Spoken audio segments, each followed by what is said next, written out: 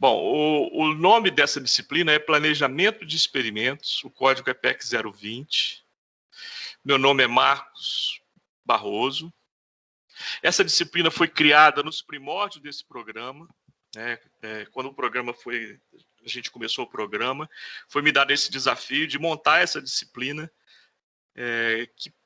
porque boa parte das nossas linhas de pesquisa são experimentais, e existem linhas numéricas que também pode usar uma ferramenta de planejamento de experimentos. Então, eu montei essa disciplina no início do programa, isso há mais de 25 anos atrás,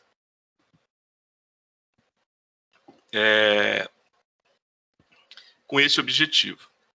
E apesar de ser uma disciplina desse programa, ela tem sido frequentada por alunos de outro programa, igual eu falei, a gente não põe nenhuma exigência, eu tento ser o mais flexível possível, porque eu sei que também é uma ferramenta muito importante para todo mundo que mexe com um trabalho experimental.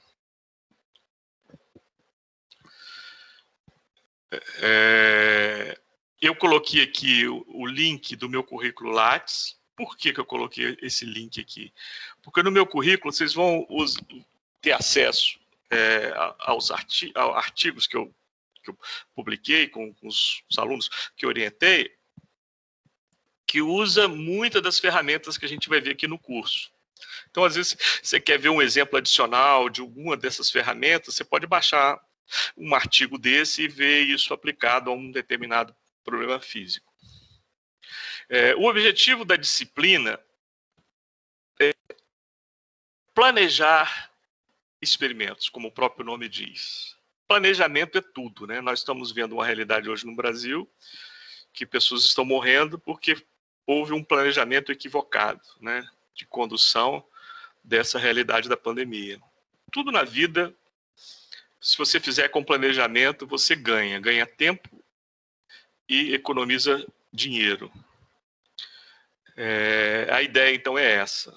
Então, a ideia é, antes de começar qualquer trabalho, antes de você começar seu mestrado, antes de você começar o doutorado, você planejar o que você vai fazer. E existem ferramentas para isso.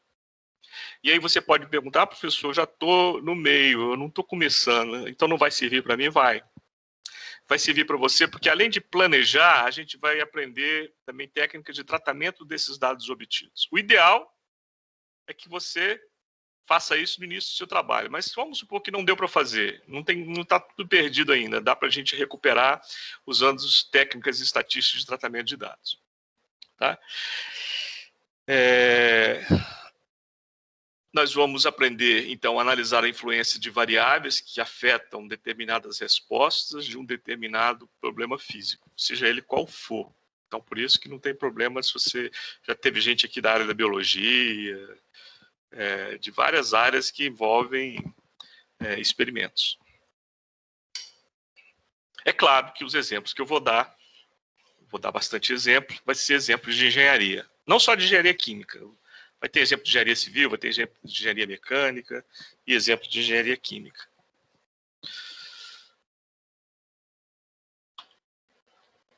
A ementa do curso. A primeira parte do curso que a gente vai começar na semana que vem vai ser conceitos básicos de estatística. Então, eu sei que vocês, a maioria aqui, quase que a totalidade aqui dessa turma, diferente de algumas outras, é de engenheiro. E engenheiro viu na sua graduação estatística. Então, todos aqui viram estatística na sua graduação. Mas acontece que eu vou precisar de alguns conceitos vou usar muito esses conceitos. E eu não posso correr o risco de você não ter pelo menos um mínimo de conhecimento necessário para você entender o resto da disciplina por falta desses conceitos. Então, a primeira parte do curso, o primeiro tópico que a gente vai ver é uma revisão. Conceitos que vocês já viram na graduação, mas que a gente vai usar muito aqui, então a gente vai rever. Tá? Isso vai ser na próxima aula. E a gente vai entrar também nesse primeiro capítulo com comparação de dois tratamentos. Embora alguns viram isso na graduação, nem todos viram. Então nós vamos ver como usar técnica de estatística para comparar dois tratamentos. Tratamento é uma terminologia estatística que está relacionada a uma determinada variável. Vou dar um exemplo. Vamos supor que você é engenheiro de uma indústria e você tem um laboratório que faz análise para você, terceirizado, que faz análise há 10 anos, extremamente confiável na análise que ele faz, reprodutível, você confia muito nesse laboratório, e por isso que você usa esse laboratório como supervisor da sua área há 10 anos. Mas aí apareceu, concorrência é tudo, né, na vida. E aí apareceu um novo laboratório, e esse novo laboratório está com preço bem mais atrativo do que o que você usa há muito tempo. E aí você já começa a fazer conta. Poxa, se eu contratar esse cara, quanto que eu vou economizar aqui por mês, só em análise? Aí você viu e é um dinheiro bem razoável. Aí você fica seduzido a mudar de laboratório, de terceiro, né? Mas aí você fica em dúvida, será que esse novo laboratório é tão confiável quanto o que eu uso há 10 anos? Apesar de ser mais barato, não adianta ser mais barato e a medida não ser confiável, né? Porque eu vou tomar decisões aqui a partir desses resultados, dessas medidas que esse laboratório faz. Eu não posso correr o risco de tomar decisões erradas se a medida for ruim. Então, apesar de ser mais barato, não basta ser mais barato. Tem que ser tão bom quanto o que eu sei que é bom, que eu trabalho com ele há 10 anos. Aí o que você vai fazer? Você vai comparar. Vai comparar o resultado dos dois laboratórios. Se forem estatisticamente equivalentes, claro que você vai escolher o mais barato. Se não for, você não vai correr o risco de economizar de um lado e perder muito do outro, né? Que é a consequência de medidas equivocadas. Então, nós vamos ver isso, como comparar estatisticamente dois tipos de resultados vindo de dois lugares diferentes, né? Quais são as técnicas para isso? Vamos introduzir um assunto que vocês viram na graduação, mas que a gente vai usar aqui demais, o chamado teste de hipóteses. Então, esse é o assunto do capítulo 1º que nós vamos ver na aula que vem. No capítulo 2º, nós vamos aumentar o número de tratamento. Lembra, tratamento é sempre uma variável que eu estou analisando. Vamos dar um outro exemplo aqui, para entender o que é isso. Vamos supor que você é um engenheiro e que você usa madeiras no seu... Ou engenheiro civil usa madeira na sua construção civil, ou engenheiro mecânico usa a madeira lá na sua área de materiais que você está trabalhando. Enfim, você usa madeiras e existem 4 fontes de madeiras que são possíveis. Claro que dentre elas, umas são mais baratas que as outras, e você fica na dúvida, será que eu posso escolher apenas pelo custo? Será que essas madeiras têm resistências equivalentes, que aí eu posso realmente escolher pelo custo? Então, você vai comparar mais de 2 tratamentos. Nesse exemplo que eu dei, 4, né? São 4 tipos de madeira. Tratamento, variável tratamento, no nosso exemplo, tipo de madeira. Quantos tipos de madeira? 4, nesse exemplo. Existe diferença de resistência entre esses 4 tipos de madeira? É claro que para eu analisar isso, eu tenho que ter dados, mais de um dado de cada tipo de madeira. Se eu tenho mais de um dado de cada tipo de madeira, eu tenho uma variância dentro de cada tratamento. Lembra, tratamento no nosso exemplo é tipo de madeira. Eu tenho uma variância dentro de cada tipo de madeira, dentro de cada tratamento, que é função da precisão da minha medida, da incerteza da minha medida. E eu posso quantificar essa incerteza, ou seja, eu posso quantificar a variância dentro de cada tratamento, para depois quantificar também a variância entre os tratamentos. Lembrando, tratamento no nosso exemplo é tipo de madeira, ou seja, a variância entre os tipos de madeira. Se a variância entre os tipos de madeira for da mesma ordem de grandeza que a variância dentro, ou seja, do que a incerteza da medida, é porque essas madeiras têm resultados equivalentes. Se for diferente, porque essas madeiras são diferentes, têm resistências diferentes. Então, eu vou aprender a calcular a variância dentro de cada tratamento, a variância entre os tratamentos e comparar uma com a outra, estatisticamente. O que é igual e diferente estatisticamente. Depois eu vou montar o quadro de ANOVA. O quadro de análise de variância, que a gente vai montar o curso inteiro. O tal da ANOVA vai começar com a gente no capítulo 2 e vai chegar até o final do curso com a gente. Análise de variância nós vamos fazer o tempo todo. E depois nós vamos ver técnicas de verificação de validade de modelos estatísticos. Esse é o capítulo 2. Capítulo 3. Nós vamos entrar com o conceito de variável bloco. O que é variável bloco? Variável bloco é uma outra variável que não é a minha variável prima, aquela que eu estou estudando o efeito dela. Por exemplo, no nosso exemplo anterior, essa variável, nós chamamos de tratamento, era tipo de madeira, né? Essa é a variável que me interessa, verdadeiramente, saber o resultado dela. Mas eu observei que existe uma outra variável que pode estar interferindo nesses resultados. E se eu não considerar isso, eu caio do cavalo quando eu quero estudar o efeito da minha variável prima lá que eu chamei de tratamento. No exemplo anterior, tipo de madeira. Por exemplo, vamos pegar o mesmo exemplo anterior e vamos ilustrar isso, como é que seria. Eu estou querendo comparar 4 tipos de madeiras diferentes, as resistências delas, mas quando eu peguei a planilha e vi a descrição dessas madeiras, eu observei que essas madeiras vêm de regiões diferentes. E a pergunta não quer calar, será que o fato de ter vindo de regiões diferentes não pode estar interferindo no resultado de resistência dessas madeiras?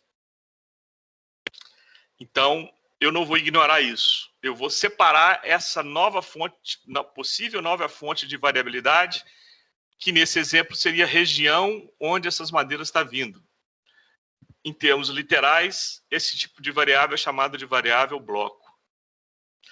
Então, eu vou separar a variabilidade da variável bloco para estudar verdadeiramente a variabilidade da variável que me interessa, tratamento.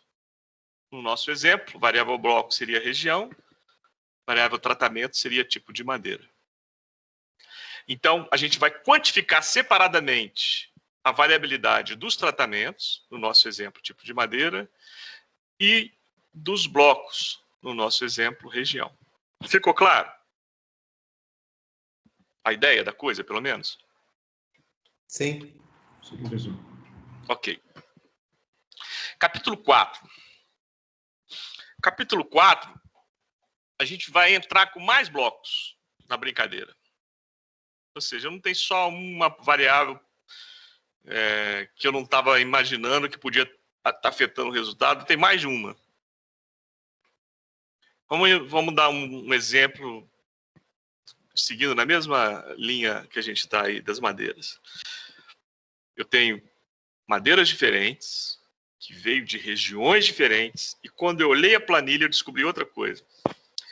Além dessas madeiras serem diferentes, vindo de regiões diferentes, eu observei que o tratamento do solo com fertilizantes também é diferente. Aí eu pergunto, será que esse tratamento do solo, a forma como o solo é tratada, não pode estar afetando também a resistência dessa madeira? Ou seja, eu tenho mais uma variável bloco aí. Além de região, eu tenho tratamento do solo, né? Tipo de fertilizante que eu uso. Então, eu tenho uma variável tratamento, que é tipo de madeira, e 2 variáveis blocos, região e tratamento do solo. Como é que eu trato esse problema? É com os chamados planejamentos quadrados latinos. E aí nós vamos ver como é que faz isso.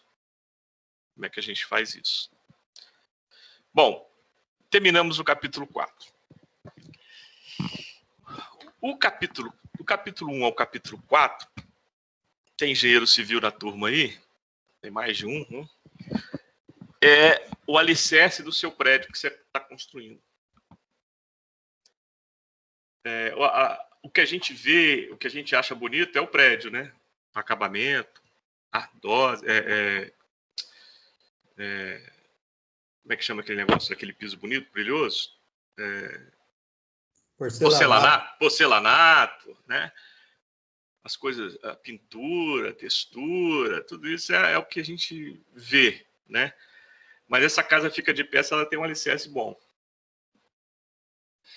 E esses 4 capítulos é o alicerce. Na verdade, a maioria de vocês vão usar as ferramentas que a gente vai ver a partir do capítulo 5, embora você possa usar as ferramentas que nós vimos nos 4 primeiros capítulos. Mas as ferramentas mais usadas vão ser o que a gente vai ver a partir do capítulo 5. E, na verdade, se eu quisesse começar esse curso do capítulo 5, eu poderia. Você saberia usar, eu daria roteiros para você usar a ferramenta. Só que a base, o conceito, o fundamento, está nos 4 primeiros capítulos. Eu sou revisor de artigos em periódicos. E eu vejo muita gente usando ferramentas, essas, que a gente vai ver aqui, ou outras, pilotando bem um software. Para pilotar software, a gente não precisa fazer pós-graduação, nem graduação, né? A gente encontra aí meninos aí novinhos, que se você der um roteiro para ele, ele faz miséria em softwares, não é verdade? Faz coisas maravilhosas. Gráficos coloridos, lindos.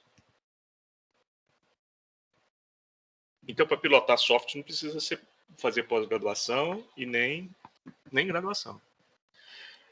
Mas não é suficiente pilotar um software. Você tem que saber interpretar o resultado que você está obtendo. Aí o menininho não vai saber. Ele não vai saber, ele sabe gerar o resultado, mas ele não sabe interpretar o que aquilo significa. É para isso que servem os 4 primeiros capítulos. Para a gente saber interpretar os resultados que a gente vai obter nas ferramentas que vêm do capítulo 5 para frente. Então, é a fundamentação, é a base. Para você não falar besteira, para você não se esconder atrás da estatística na hora de analisar os seus resultados. Você analisar com profundidade os seus resultados. Então, é para isso que você precisa de fundamentação. Mas no capítulo 5, então, nós vamos entrar, como eu disse, com a parte mais aplicada desse curso, que é chamado de planejamentos fatoriais de experimentos. E nós vamos ver esses planejamentos numa sequência. O primeiro planejamento que a gente vai ver é o planejamento fatorial a 2 níveis. E para que você faz um planejamento fatorial a 2 níveis? Toda vez que você vai começar um trabalho experimental, a primeira etapa desse trabalho é chamados experimentos preliminares, onde nele você vai testar a reprodutibilidade dos seus experimentos. Você realmente eliminou todos os erros sistemáticos, que o seu experimento é reprodutível e confiável. Isso é a primeira etapa. E geralmente essa etapa não vai aparecer na sua dissertação ou na sua tese.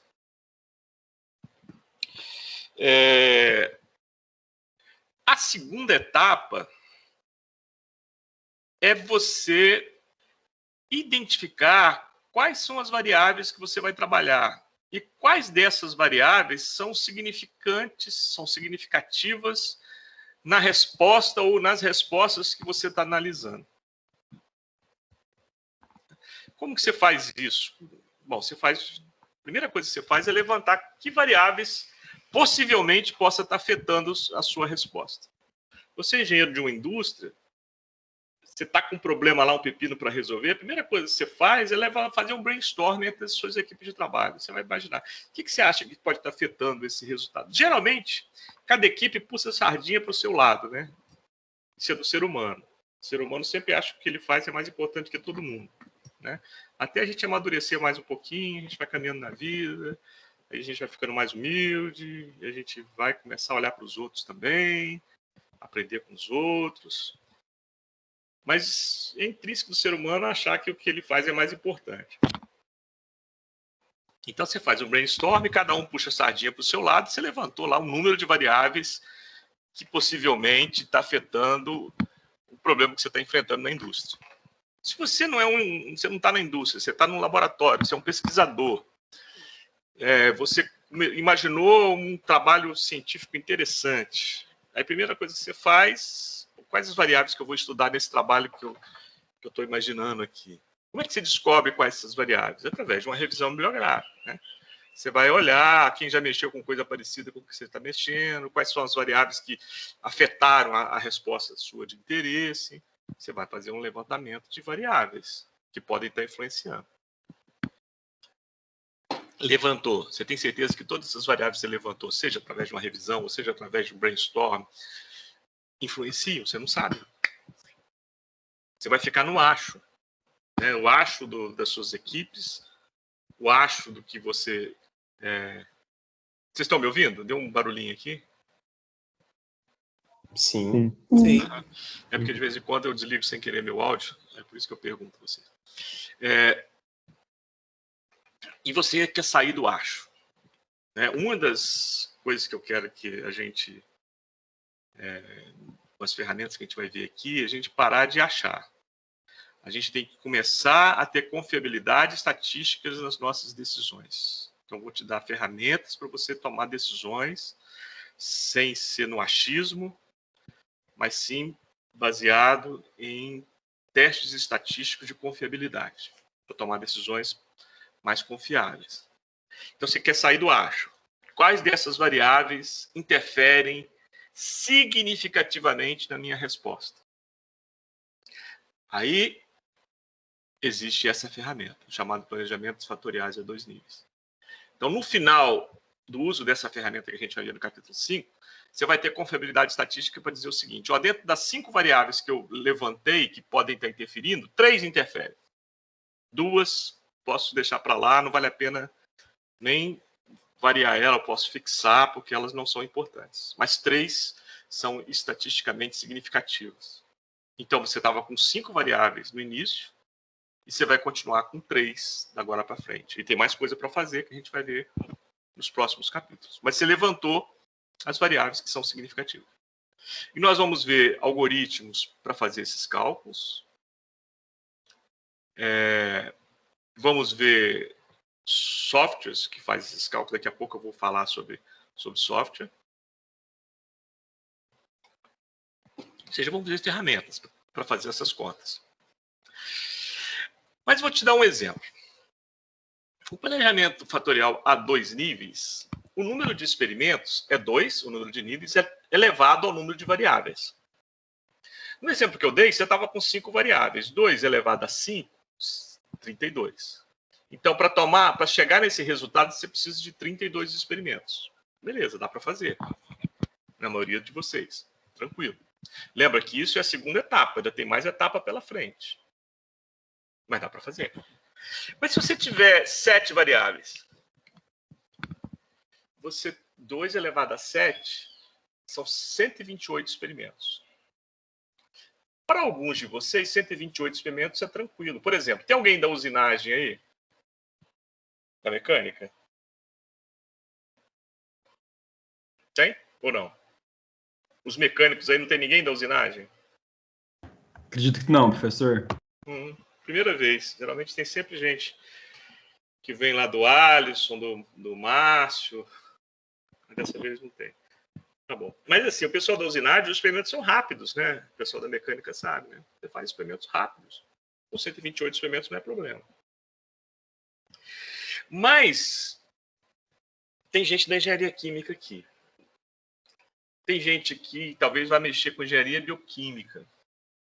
E às vezes um experimento vai demorar, para ter um resultado, vai demorar 1 semana. Para ter um resultado de um experimento. Então, não dá para você fazer 128 semanas, sendo que não para aí, né? Esse é só o segundo passo do seu trabalho experimental. Então, é impossível. E aí você pensa assim, puxa, então não tem jeito de identificar as variáveis significativas nessa realidade? Não, tem jeito sim. É o que nós vamos ver aqui, ó, nos chamados planejamentos fatoriais fracionários. Na verdade, nós vamos trabalhar com frações desses 128 experimentos e chegar no mesmo lugar, que lugar que eu quero chegar, identificar as variáveis que são significativas. mas tendo confiabilidade para isso. Nós vamos mostrar ferramentas que te mostram testes, que te mostram que você, com uma fração desse... Não precisa fazer todos os experimentos, basta uma fração, por exemplo, 16 desses 128, ou 32 desses 128, e você chega no mesmo lugar. Tem testes para saber se você tem confiabilidade para dizer que você chegou no mesmo lugar. Qual é o lugar? Identificar as variáveis significativas. Então, esse capítulo 5 é muito importante. Muito, muito importante no nosso trabalho experimental. Beleza? Tranquilo? Tranquilo até aqui? Posso continuar? Ok. Tranquilo. Pode continuar. Bom, no capítulo 6, nós vamos ver análise de regressão. Um assunto que talvez muita gente já viu na graduação. Métodos mínimos quadrados, regressão múltipla. Por que eu vou fazer isso? É uma revisão para alguns, para outros não. Por que eu vou dar esse capítulo 6? Pelo seguinte. No capítulo 5, a gente identificou as variáveis significativas. Da 5, a gente ficou com 3. Da 7, a gente ficou com 4. Mas aí não acabou. Eu só identifiquei quais que são significativas. Eu não tenho um modelo fenomenológico para descrever a minha resposta em função dessas variáveis significativas. Eu não tenho um modelo de fenômeno de transporte, eu não tenho um modelo de termodinâmica para descrever esses dados. Eu vou ter que descrever esses dados com modelos empíricos. Para isso, eu preciso aprender a modelar empiricamente esse problema. Essa resposta, y, em função, uma função f, dessas variáveis x, y, essas variáveis significativas que eu identifiquei na etapa anterior. Então, para desenvolver esses modelos empíricos, eu vou usar técnicas de regressão. Por isso, a gente vai ver no capítulo 6, relembrar para alguns e aprender para outros como fazer regressão múltipla. Múltipla porque eu tenho mais de uma variável significativa, não apenas uma. No capítulo 7, nós vamos linkar as coisas. Beleza. Então, no capítulo 5, eu identifiquei as variáveis significativas. No capítulo 6, eu lembrei como é que faz regressão. Agora, eu vou modelar esse problema empiricamente. Mas, para isso, eu preciso de mais de 2 níveis. Aqui eu só tinha 2 níveis. Os 2 níveis só servem para identificar significativas. Eu preciso de mais níveis para ter um modelo matemático empírico. Então, tem que ter cada variável em mais de 2 níveis, sendo variável em mais de 2 níveis. Já vamos começar com 3 níveis. Vamos ver como é que faz os planejamentos com 3 níveis. Como é que, com um planejamento com 3 níveis, você modela o problema usando técnicas de regressão. Só que tem um problema. Vamos supor que, no primeiro exemplo, né, que eu dei para vocês, das 5, 3 ficaram significativas. Então, o planejamento a 3 níveis seria 3 elevado a k, as variáveis significativas. 3 elevado a 3 dá quanto? 27. Beleza, 27, tranquilo de fazer. Mas vamos supor que, no segundo exemplo, das 7 que eu analisei, 5 foram significativas. Então, 3 elevado a 5 dá quanto? 243 experimentos. Impossível para a maioria de vocês. Lembra que eu já fiz a primeira etapa, teste preliminar, já fiz a segunda etapa, planejamento a 2 níveis para identificar significativas, essa é a terceira etapa. Eu já fiz um conjunto de experimentos, agora tem que fazer mais 243? Sem chance, não dá. Ou seja, o 3 níveis não é bom para número de variáveis grandes. Só para número de variáveis pequenas, significativas. E como é que eu trato o problema quando eu tenho um número de variáveis, muitas variáveis significativas? Existe uma técnica chamada planejamento composto central.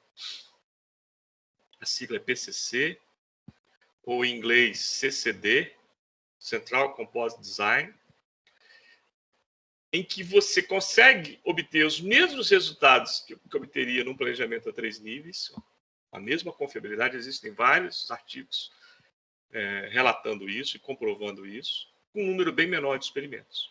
Só para você ter uma ideia, vamos pegar esse exemplo de 5 variáveis, que aqui eu teria que fazer 243 experimentos. Sabe quantos experimentos eu poderia fazer aqui no PCC? 44, com as mesmas 5 variáveis. Ou seja, 200 experimentos a menos. Eu estou minimizando o meu esforço experimental e estou chegando no mesmo lugar. Qual é o lugar? Usar esses dados para ter uma equação empírica que represente a minha resposta em função dessas variáveis significativas. Então, nós vamos ver também técnicas que reduzem o nosso esforço experimental de forma confiável. Isso também no capítulo 7. No capítulo 8, aí é a azeitona da empada. Então, vamos ver o caminho que a gente já percorreu e aonde a gente chegou. Ó, eu comecei fazendo testes preliminares, eliminei os erros sistemáticos, meus experimentos estão reprodutíveis e confiáveis. Primeira etapa. Segunda etapa, eu identifiquei as variáveis que poderiam afetar, fiz um planejamento a 2 níveis, e dessas variáveis que poderiam afetar, eu identifiquei aquelas que realmente afetam significativamente a minha resposta. Segunda etapa. Terceira etapa, eu fiz mais um conjunto de experimentos e, com essas variáveis significativas apenas, eu consegui, com esse conjunto de experimentos, modelar empiricamente o meu problema. Ou seja, eu tenho agora uma equação que represente a minha resposta y em função das minhas variáveis x e y, aquelas que são significativas. E agora? Acabou a história? Não, não acabou. Agora, com essa equação, eu posso usar ferramentas de superfície de resposta, que eu posso identificar, através dessas ferramentas, quais as condições ideais que eu posso trabalhar para ter um resultado melhor. E posso ir além, eu posso otimizar. Aí nós vamos ver técnicas de análise canônica, aonde eu vou usar as superfícies para otimizar o meu problema. Ou seja, para encontrar os níveis, os valores das variáveis que eu sei que são significativas, que eu identifiquei na segunda etapa. Quais os melhores valores dessas variáveis para dar a melhor resposta? Por exemplo, se eu estou estudando a eficiência de um processo, eu quero a maior eficiência possível. Eu sei que temperatura influencia, que pressão influencia, identifiquei isso na segunda etapa, que concentração do meu reagente influencia. Tá bom. Através dessas ferramentas eu vou descobrir. Então, qual é a temperatura, a melhor pressão e a melhor concentração para dar a resposta máxima, para dar a eficiência máxima? Vou identificar que valores são esses. E aí vou fazer o experimento nesses valores. Ótimos. Identifiquei teoricamente, através da técnica, e vou reproduzir esse experimento para ver se o que eu identifiquei teoricamente está acontecendo realmente na prática. Então, vamos ver como fazer isso no capítulo 8º. Acabou. Essa é a ementa. É pouco? O que vocês acham? É pouco?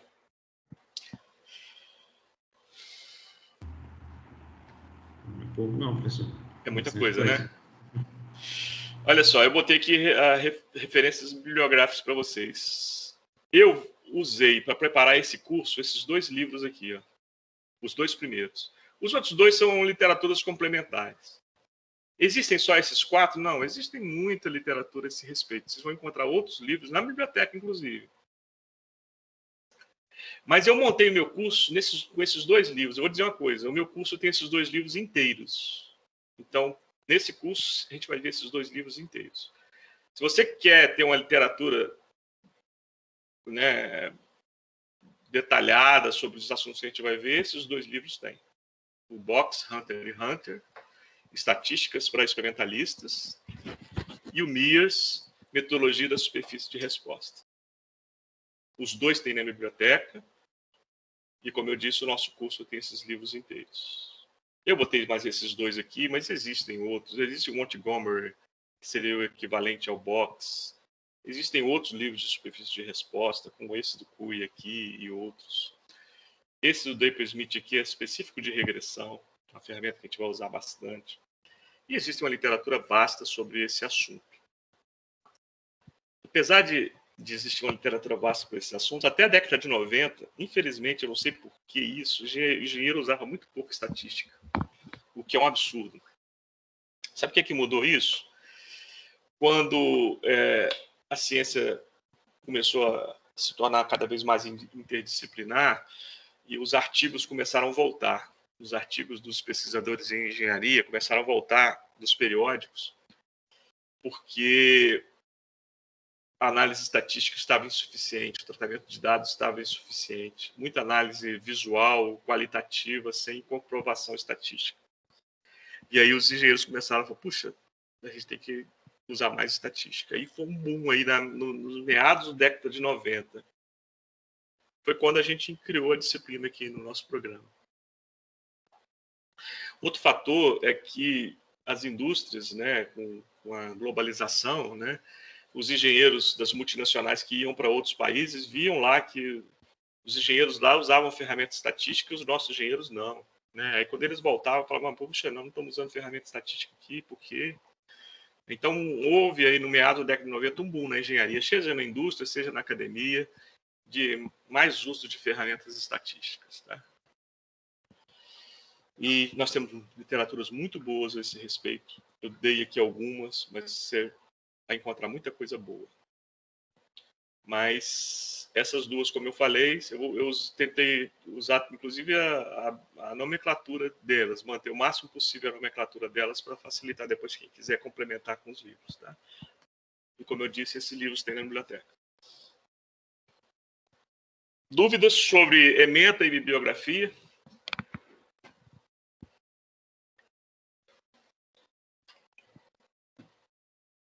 Alguém tem alguma dúvida, alguma pergunta? Não, tranquilo. Ok, pessoal. E como eu disse, além dos livros, tem vários artigos científicos, né, sobre o uso dessas ferramentas. Igual eu falei, se entrarem no meu Lattes, vocês vão ver muita coisa que os meus orientados de mestrado, doutorado, usam nos seus trabalhos, e a gente acabou publicando em revistas internacionais. Vocês vão encontrar bastante coisa de exemplo de aplicação dessas ferramentas. Sistema de avaliação. Nós temos 3 tipos de avaliação. Primeiro são provas. Na verdade, eu vou dar 3 testes, vou dividir a matéria em 3 partes, vou dar 3 testes usando o Google Forms, o Microsoft Forms. E aí, as perguntas são de múltipla escolha. E quando você tem pergunta de múltipla escolha, tem uma tentação, apesar de vocês serem alunos de pós-graduação, mas infelizmente, vocês não estão isentos a isso, de você olhar o resultado do colega. Né? Já que é múltipla escolha, né? Mas aí eu ponho pegadinha. O que eu faço? Eu faço N provas, onde eu troco um número. Apesar de ser múltipla escolha, muitas questões numéricas. E eu troco um número. E aí, quando eu troco o número, o resultado muda totalmente. Só que o resultado seu certo, o número que tem na sua questão, vai estar no seu colega, a mesma resposta que para você é certa, vai estar para ele, só que para ele é errada, porque eu troquei o número da dele. E aí, se ele checar com você e falar assim, questão tal, as questões são embaralhadas, mas não importa, né? Você pode olhar, questão tal. Quanto que deu o seu? Você fala assim, deu 70%. E esse 70% é uma resposta dele. Aí, se ele marca lá 70%, é errada para ele. Como eu troquei o número dele, o certo seria 85%, por exemplo. E aí, ele caiu do cavalo. E aí, se ele for tentar identificar a diferença da sua para dele, do número, ele vai gastar mais tempo do que ele tentar resolver a questão dele. Então, ele vai ser induzido ao erro se ele tentar olhar do colega, e ele vai gastar mais tempo. Então, em suma, não se seduza a ficar olhando do seu colega, faça você a sua questão. Vai dar tempo para você fazer, o tempo vai ser não muito longo, porque exatamente para não incentivar vocês a ficarem conferindo, mas o tempo suficiente para vocês fazerem. Tá? São 3 testes que vão ser distribuídos ao longo do curso. Além disso, essa disciplina ela vai ser ministrada da seguinte forma. Todos esses conteúdos que a gente viu, vai ser dado uma parte teórica comigo aqui, e uma parte prática com a Gláucia. A Gláucia está presente. No final da aula, ela vai abrir a câmera dela para vocês conhecerem ela, aqueles que não conhecem. A Gláucia, ela faz pós-doutorado comigo. E ela vai dar a parte prática dessa disciplina, junto com os monitores Graziella e Murilo. Então, os três, Graziella e Murilo lá, coordenado pela Gláucia, os três vão dar a parte prática. O que é a parte prática? A gente vai ver a aula de 8h50 até meio-dia e 20, né? As duas primeiras aulas, na maioria das vezes, às vezes isso muda, mas na maioria das vezes as duas primeiras aulas são teóricas comigo. Aí termina a aula teórica, entra a Gláucia e Grazi e Murilo com a parte prática. O que vocês vão ver? Tudo que a gente viu na aula teórica, vocês vão aprender a usar uma ferramenta estatística, é um software, e o nosso, que a gente tem licença, chama Estatística, é o que eu mais gosto, existem outros. Você pode fazer as mesmas coisas que a gente faz no Estatística em outros softwares estatísticos, mas é o que a gente vai usar. Então, se você tem como adquirir esse software de alguma forma para você, no seu notebook, aí você acompanhar o que os meninos estão te mostrando, seria interessante. Se não, existem laboratórios na universidade que tem esse software instalado. Você pode ver como é que você acessa. Aqui, na engenharia química, a gente tem um laboratório. Na mecânica, você tem que ver no seu curso. Na civil, você tem que ver no seu curso. Onde você vai acompanhar o que a Gláucia e os meninos estão mostrando no software estatística. Tudo que ela vai falar é o que eu acabei de falar na aula teórica, mas mostrando como fazer no software. A forma mais didática de aprender isso é através de listas de exercícios. Então, são 5 ou 6, Gláucia? Costuma ser 5. 5 listas de exercícios, distribuídas ao longo do curso, aonde cada conteúdo que você viu na aula teórica, depois você viu na aula prática, você vai ter uma lista para fazer. A conta da lista vai dar o mesmo resultado. Mas a Gláucia pede também na lista comentários, interpretação dos resultados. As contas vocês podem até fazer junto, mas a interpretação é individual. E a Gláucia tem mão pesada. Se começou a copiar o que o colega escreveu, os mesmos comentários, você vai perder ponto.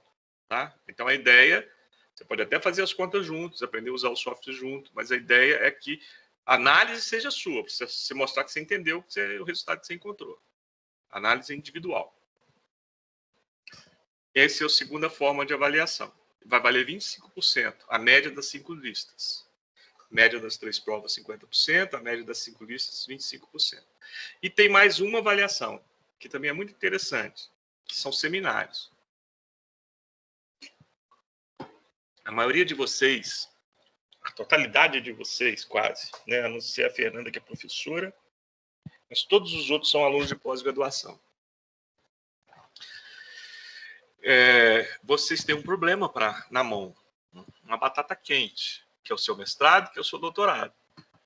Você tem 2 tipos de aluno aqui. Um aluno que já tem o seu tema definido, você sabe o que você vai fazer, e tem um outro grupo de alunos que ainda não tem, acabou de entrar nos programas agora, não tem nem ideia do que vai fazer ainda, não está definido ainda. Beleza. Então, esses 2 grupos vão fazer seminários, só que seminários diferentes. O primeiro, eu falando no grupo, mas os seminários são individuais, tá? Eu falei grupo porque caracterizar os 2 tipos de alunos que a gente tem. O grupo de alunos que já sabe o tema, você vai ter a oportunidade de apresentar um seminário sobre o seu tema. Como? Um seminário é de 15 minutos, é igual uma apresentação de congresso. Você vai apresentar o seu problema, o pessoal entender qual o objetivo do seu mestrado, do seu doutorado, o que você vai estudar. rapidamente. E depois você vai usar uma técnica que a gente viu aqui no curso de planejamento do seu trabalho experimental. Bom, esse é o meu problema, eu vou planejar desse jeito. Muito importante, porque você tem uma banca aí de 25 pessoas que vai te ajudar, né, a avaliar se o seu planejamento está legal, se não está, te dar dica, tá bom? Esse é o primeiro grupo. O segundo grupo, professor, ainda não sei o que eu vou trabalhar. Não tem problema. Você vai pegar, você tem uma ideia, eu vou trabalhar na mecânica, na área de materiais. Tá bom. Você tem mecânica da área de materiais. Tem gente aqui da área de materiais na mecânica, não tem? Tem. Beleza. Tem, então eu vou trabalhar na área de materiais, e aí eu vi, apesar de não saber o que eu vou fazer ainda, eu vi um artigo de uma revisão que eu estou fazendo, que o cara usa umas ferramentas aí que o senhor mostrou. Beleza, então apresenta esse artigo. Apresenta ele, o que o cara fez, pode até fazer uma análise crítica, o que você achou, o que você não achou. É uma forma também de você estar reforçando os conceitos que a gente viu aqui. Então, seja de um tipo ou de outro seminário, o seminário vai ser no final do curso, a última atividade que vocês vão fazer é o seminário. Por quê? Porque tem que estar tudo na cabeça de vocês, né? Então, provas vai ser ao longo, lista vai ser ao longo, seminário vai ser a última coisa, lá no final. Tá bom? Cada um vai dar um seminário. Oi? No caso, as provas serão no horário da aula? No horário da aula. Ah, não, tudo bem. Para não ter problema. Não ter, eu sei que muitos de vocês fazem outras disciplinas. Como o horário da aula vocês estão reservados para a aula, eu vou dar prova no horário da aula. Uhum. Alguma dúvida sobre o sistema de avaliação? Como é que a gente vai conduzir a disciplina?